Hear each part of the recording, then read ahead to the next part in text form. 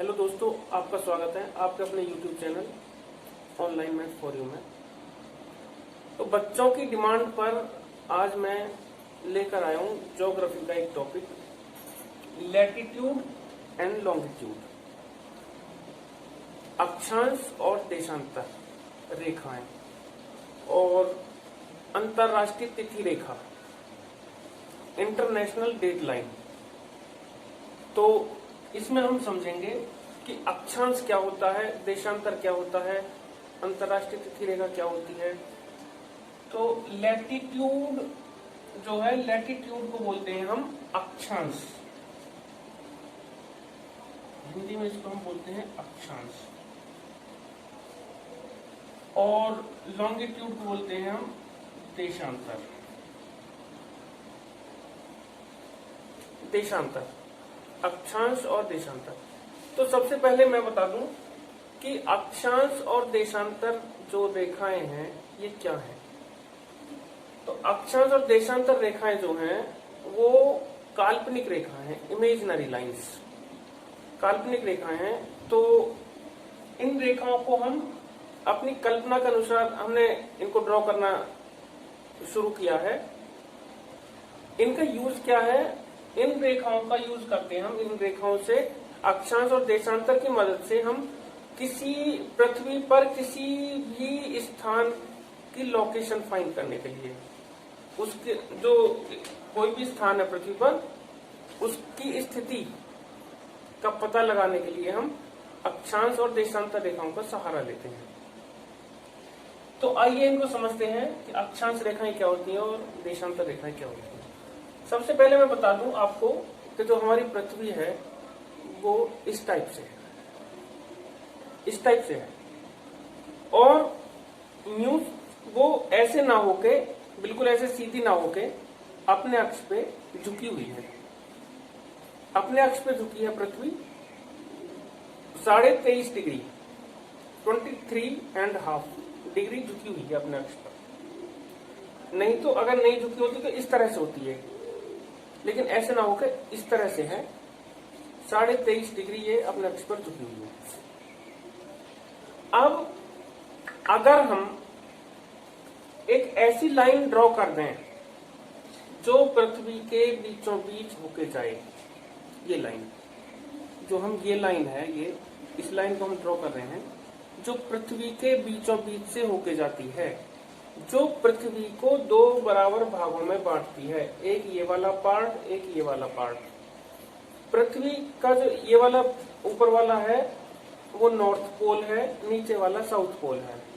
Means ये हमारा उत्तरी ध्रुव, ये दक्षिणी ध्रुव है।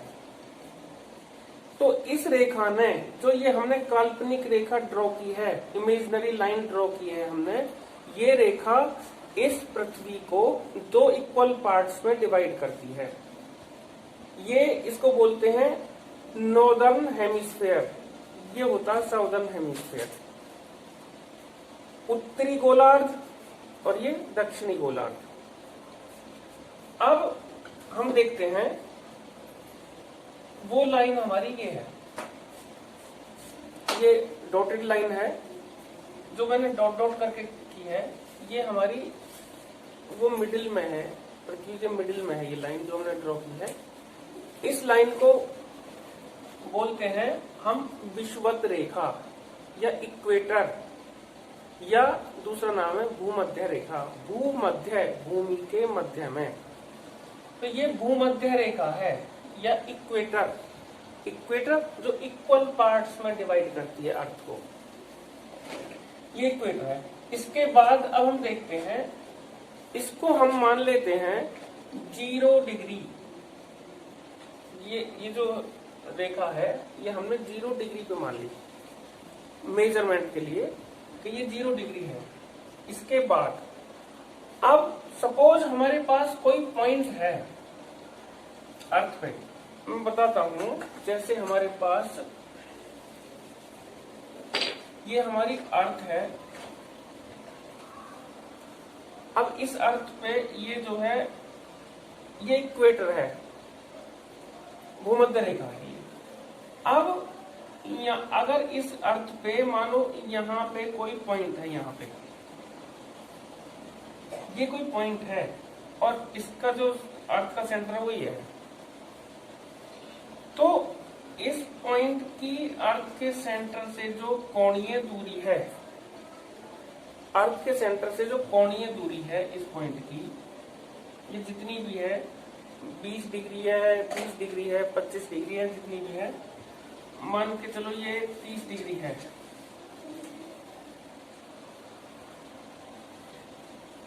मैंने क्या बताया कि अर्थ के सेंटर से, पृथ्वी के केंद्र से इस बिंदु की कोणीय दूरी, एंगुलर डिस्टेंस इसकी जो कोणीय दूरी है वो मान के चलो ये 30 डिग्री है।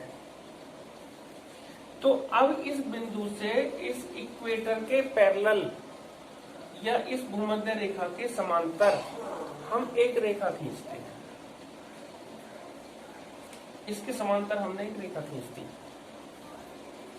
तो ये होती है हमारी अक्षांश रेखा, अक्षांश रेखा होती है। तो इस तरह से जो अक्षांश रेखाएं हैं इस तरह से ड्रॉ होती हैं। अक्षांश रेखाएं हर 1 डिग्री के अंतर पे खींची जाती हैं, हर डिग्री पे एक डिग्री पे एक रेखा खींची जाती हैं, और ये रेखाएं एक वृत्त के रूप में होती हैं, एक दूसरे के पैरेलल होती हैं। ये हमारा है, ये हमारी ये इक्वेटर है, और ये अर्थ के ऐसे गोल घूमती है रेखा, ये हमारी अर्थ है। ये रेखा ऐसे जाके ऐसे घूमती है, ऐसे इस तरह से पूरा एक पृथ्वी का चक्कर बीचों बीच।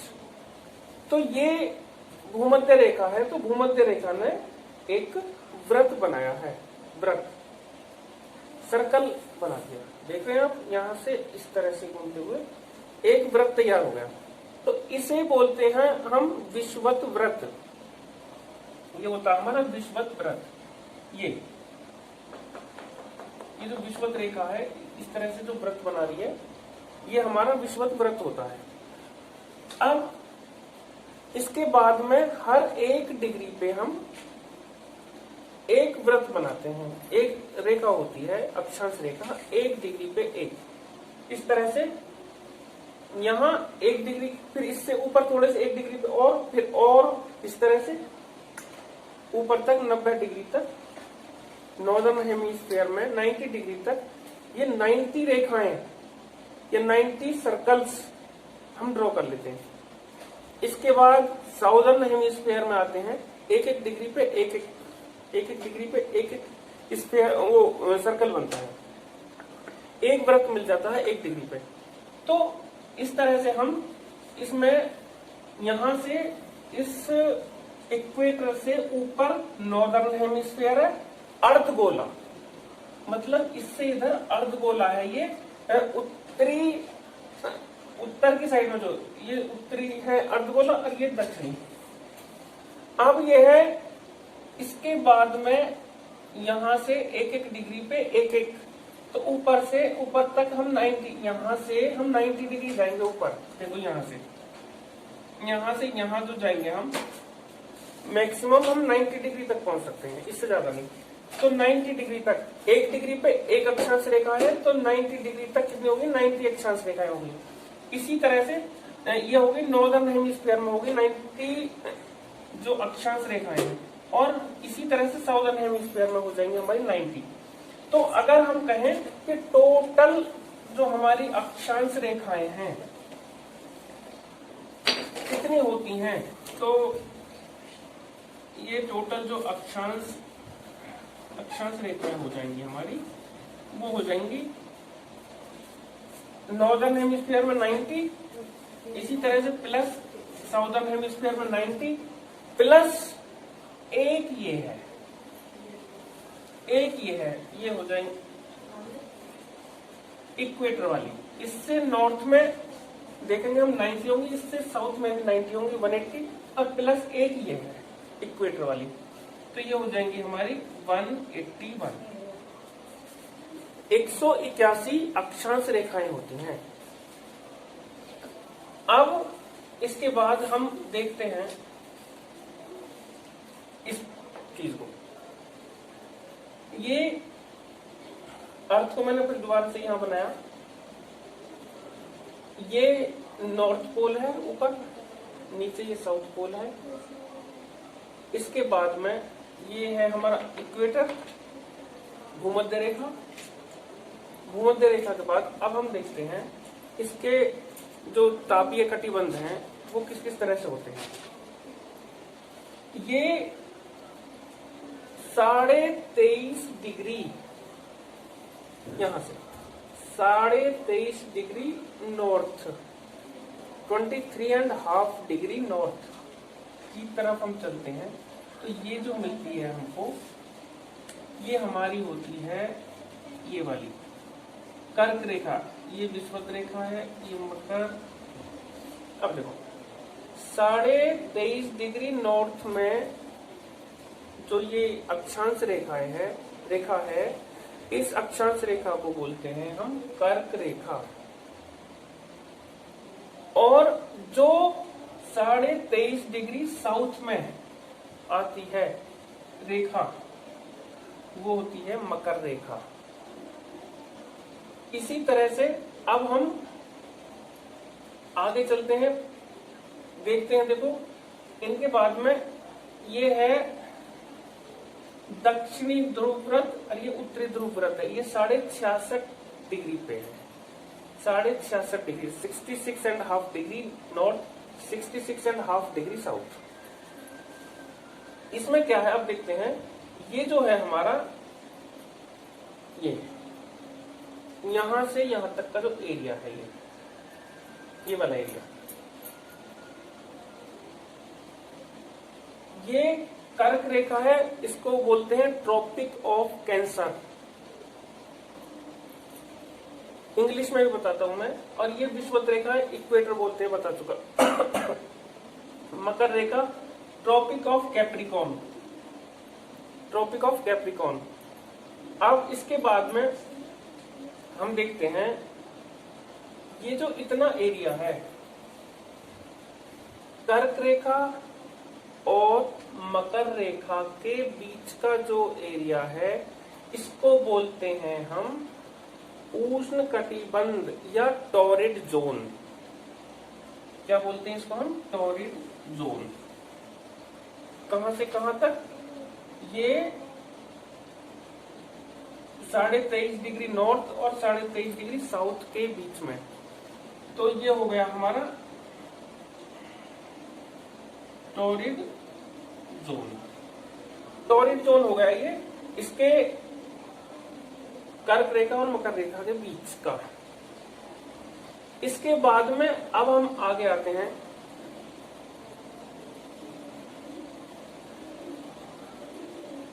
ये वाला। अगर मैं इसको डॉट डॉट से कर दूं, ये जो मैंने डॉट डॉट किया है, और इधर मैंने डॉट डॉट किया है,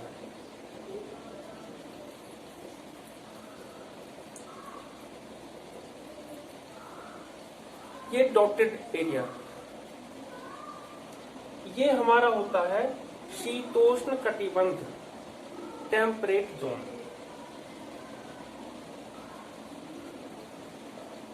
टेम्परेट जोन।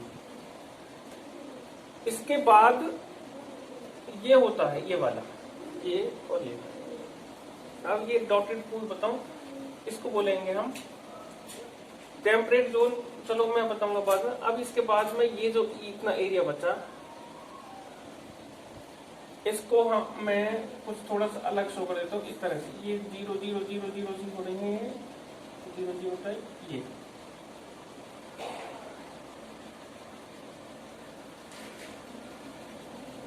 ये होता है हमारा शीत कटिबंध, या इसका नाम है फ्रीजिड जोन। अब मैं इसके बारे में थोड़ा सा बताऊं। ये क्या है कि पहले आया हमारा उष्ण कटिबंध।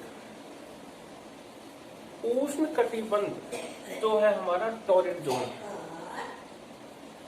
तो ये ऐसा जोन है यहां से यहां तक का, ये वाला,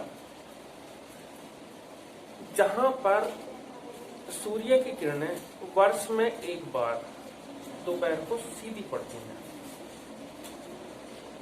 इस कटिबंध के अलावा किसी भी कटिबंध में सूर्य की किरणें सीधी नहीं पड़ती। केवल यही हमारा एक ऐसा एरिया है, यही जोन ऐसा जोन है जहां सूर्य की किरणें सीधी पड़ती हैं दोपहर के टाइम में।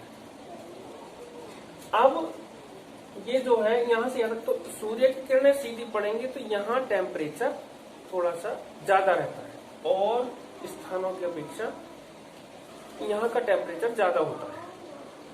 इसके बाद हम आगे देखते हैं जो हमारे ये डॉट डॉट वाला, ये वाला और ये वाला, ये है शीतोष्ण कटिबंध या टेम्परेट जोन। तो ये टेम्परेट जोन कौन सा है? ये टेम्परेट जोन है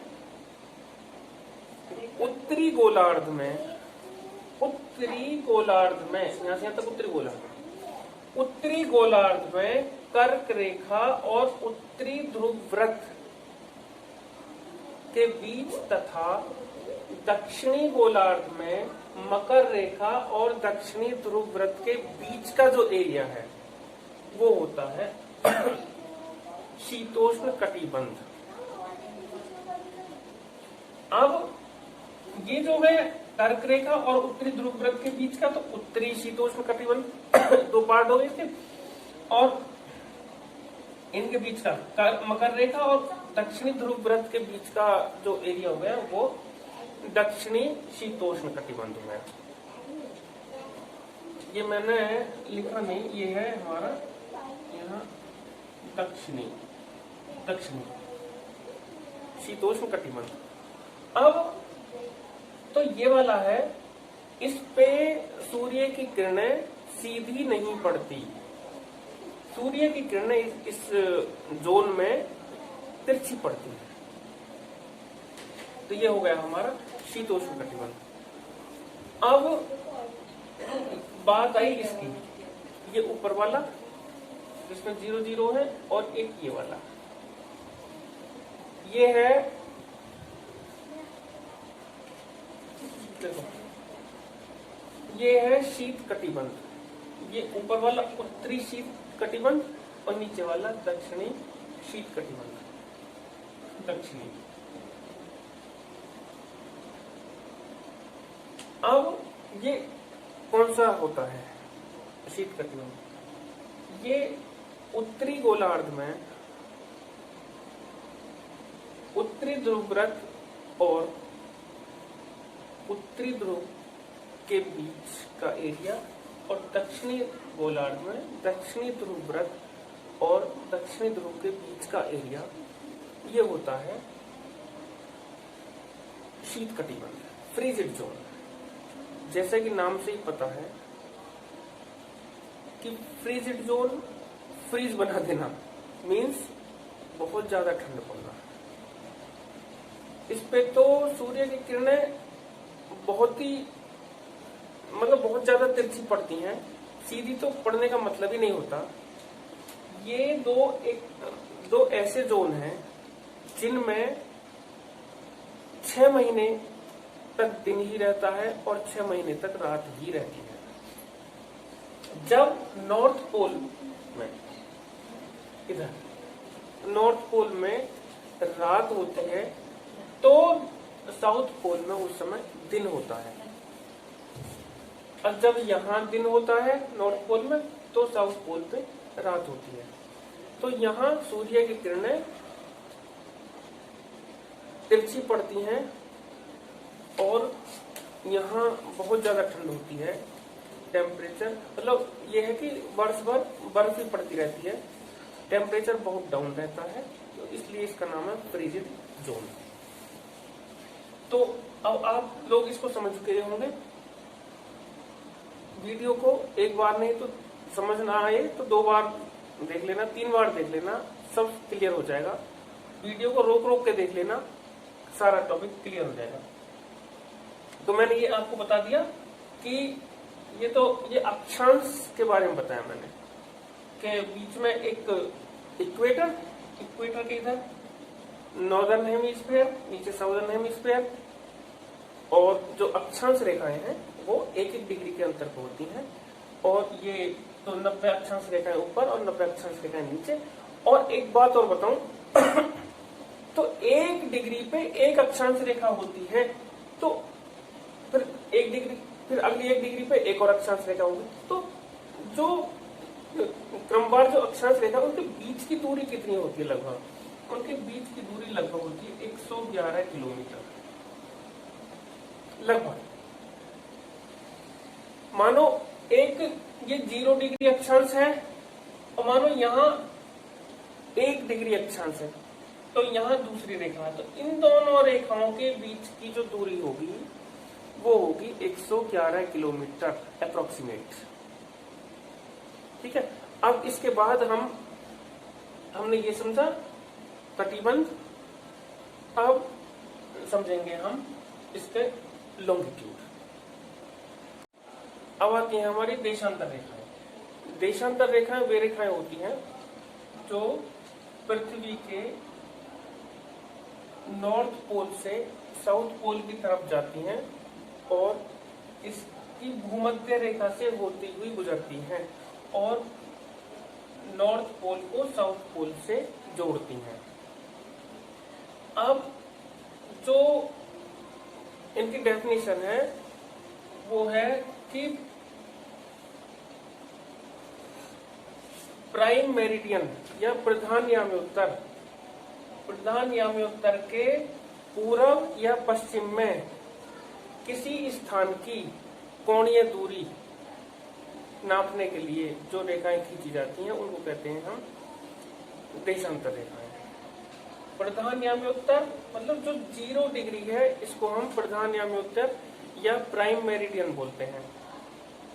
प्राइम मेरिडियन के पूरब या पश्चिम में, ईस्ट या वेस्ट में किसी स्थान की कोणीय दूरी नापने के लिए जो हम रेखाएं खींचते हैं या उस स्थान की कोणीय दूरी जो नापते हैं वो होती है हमारी देशांतर रेखाएं। अब इसके बाद अब ये देखते हैं कि हमने ये 0 डिग्री देशांतर क्या है। ये हमारी बहुत सारी ऐसे हम रेखाएं खींच सकते हैं। यहाँ से नॉर्थ पोल से साउथ पोल की तरफ ये खींची, इस तरह से हमने बहुत सारी रेखाएं खींची। अब इसमें क्या है कि किसको 0 डिग्री माने, किसको 1 डिग्री माने, किसको 2 डिग्री माने। तो ये बात आई। इसमें क्या हुआ कि सन 1884 में एक अंतर्राष्ट्रीय समझौता हुआ, तो इसके लिए हमें जरूरत पड़ी समय की वजह से हुआ। कारण समय का भी बताता हूं मैं कि जो हमारी अर्थ है पश्चिम से पूरब की तरफ घूमती है, ये वेस्ट है, ये ईस्ट है, वेस्ट से ईस्ट की तरफ घूमती है। तो इसका मतलब यहाँ पे जो ये पॉइंट है, यहाँ पे जो ईस्ट में है पॉइंट, वहां पे सूर्य सबसे पहले निकलेगा और जो अर्थ घूम के आएगी इधर को तो वहां सूर्य सबसे बाद में निकलेगा। तो इस वजह से हमने मतलब ये देखा कि इसमें समस्या आती कि जो ईस्ट में पॉइंट है, ईस्ट में कोई प्लेस है, वहां पे सूर्य पहले निकल रहा है तो वहां टाइम कुछ और है और यहाँ पे वेस्ट में टाइम कुछ और है। इसलिए एक अंतर्राष्ट्रीय समझौता किया गया 1884 में। उसमें ये निर्णय लिया गया कि लंदन में एक ग्रीनविच है, लंदन के ग्रीनविच से जो होके गुजरती है लाइन, उसे हमने 0 डिग्री मान लिया। तो 0 डिग्री, अब 0 से इधर ईस्ट में, 0 से इधर ईस्ट में 1 डिग्री, 2 डिग्री, 3, 4, 5, 10, 20 इस तरह से 180 डिग्री तक 180 रेखाएं खींची गई है। ऐसे 0 से यहाँ वेस्ट में 180 रेखाएं खींची गई हैं। अब कुल अक्षांश रेखाएं, ये देशांतर रेखाएं कितनी होगी? कुल देशांतर रेखाएं, कुल देशांतर रेखाएं होगी हमारी यहां से 0 से पूरब में 0 डिग्री या प्राइम मेरिडियन के पूरब में 180 डिग्री तक और 0 डिग्री के पश्चिम में 180 डिग्री तक। अब अगर हम देखते हैं 0 से जब हम 1 2 3 4 5 इस तरह से 180 डिग्री तक ईस्ट में चलते हैं और इसी तरह से 1 2 3 4 5 अप टू 180 वेस्ट में चलते हैं, तो ये 180 वाली जो लाइन है तो 180 पे जाके ओवरलैप करती है। 180 डिग्री ईस्ट और 180 डिग्री वेस्ट, ये दोनों एक दूसरे को ओवरलैप करती है, तो हमने केवल इसको 180 डिग्री बोला। तो इसके बाद अब इनको हम करते कुल देशांतर रेखाएं कितनी है, तो 180 तो ईस्ट वाली प्लस 180 वेस्ट वाली और -1 कौन सी जो ओवरलैप कर रही है, ओवरलैप कर रही है 180 डिग्री पे वेस्ट और ईस्ट वाली ओवरलैप करती हैं, तो उनको हमने उसको माइनस किया है। प्लस एक होती है हमारी जो 0 डिग्री वाली है, ये जो 0 डिग्री वाली है इसको और ऐड कर लेते हैं हम, तो ये कितनी हो गई 360 हो गई देशांतर रेखाएं। समझे, 180 डिग्री तो ईस्ट में, 180 डिग्री वेस्ट में, एक ओवरलैप वाली हमने माइनस कर दी कि 180 डिग्री पे ईस्ट और वेस्ट वाली ओवरलैप करेंगे एक दूसरे को, और उसके बाद में एक हमारी 0 डिग्री और ऐड हो जाती है। तो इस तरह से हमारी हो गई 360 देशांतर रेखाएं, और अक्षांश रेखाएं जो थी हमारी वो थी 181 अक्षांश रेखाएं थी। अब इसके बाद हम देखते हैं कि जो हमारी अर्थ है, कोई भी गोलाकार आकृति है तो वो टोटल जो घूमेगी कंप्लीट एक चक्कर लगाने में कितने डिग्री घूमेगी 360 डिग्री। पूरा हम एक चक्कर देखते हैं तो ये देखो 90 90 99 360 डिग्री पूरा कंप्लीट राउंड होने में। तो अब हम ये देखते हैं कि अर्थ जो है कितने टाइम में एक चक्कर लगाती है, पूरा कंप्लीट उसको लगाने में लगता है लगते 24 घंटे। तो 24 घंटे में जो अर्थ घूमती है 24 घंटे में घूमा कोण, 24 घंटे में घूमा कोण बराबर 360 डिग्री। 24 घंटे में 360 और 1 घंटे में घूमा कोण 360 अपॉन 24 360/24, इसको काट दो, लगती है 15 डिग्री। तो 1 घंटे में 15 डिग्री घूम जाती है। अब 1 घंटे में 15 डिग्री, या अगर हम बात करें 15 डिग्री घूमने में उसे 1 घंटा लगा, तो 1 डिग्री घूमने में कितने लगेंगे, केवल 4 मिनट। 1 डिग्री घूमने में 4 मिनट, 15 डिग्री घूमने में पूरी 60 मिनट। तो 1 डिग्री 4 मिनट में घूमती है। अब हम देखते हैं जो हम उसमें देखते हैं जो हमारी ये है, ये जो समय रेखा है, ये जो लंदन के ग्रीनविच से जाती है, ये 0 डिग्री पे है। तो 0 डिग्री के ईस्ट में समय आगे होगा, थोड़ा आगे होगा। और इसके जो पश्चिम में हम चलते हैं तो समय पीछे होगा। अगर हम 0 डिग्री के आगे 5 डिग्री बढ़ जाते हैं, यहां मानो 0 डिग्री पे किसी टाइम में 5 बजे हैं, अब हम इससे आगे 5 डिग्री और चले गए, तो 5 डिग्री का मतलब 1 डिग्री में 4 मिनट, तो 5 डिग्री में 5 डिग्री घूमने में कितना टाइम लगा, 20 मिनट। तो इसके ईस्ट में चलते हैं तो 5 बजकर उस जगह पर ईस्ट में जो होगी 5 बजकर 20 मिनट हो जाएंगे वहां पर टाइम।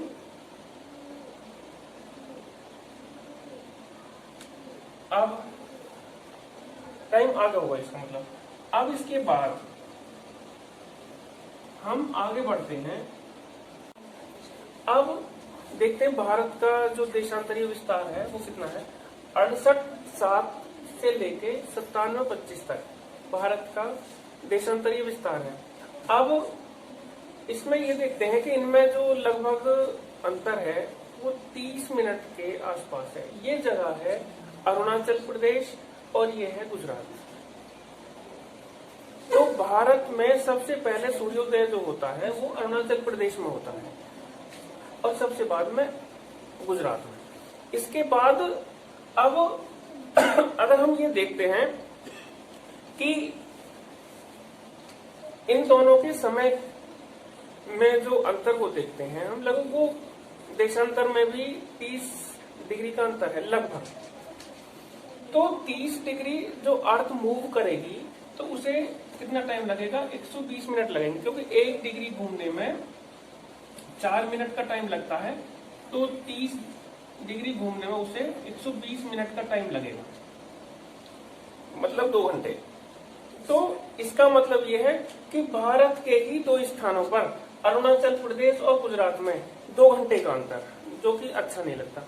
इसलिए भारत ने, और भारत ही नहीं अन्य राष्ट्रों ने भी अपनी एक मानक समय रेखा निर्धारित कर ली है। तो भारत ने जो निर्धारित की है वो की है 82.5 82.5 डिग्री। 82.5 डिग्री जो की है भारत ने निर्धारित कर ली है, तो इतनी है, इतने ईस्ट। तो ये भारत की मानक समय रेखा है। ये इलाहाबाद के नैनी से होकर गुजरती है।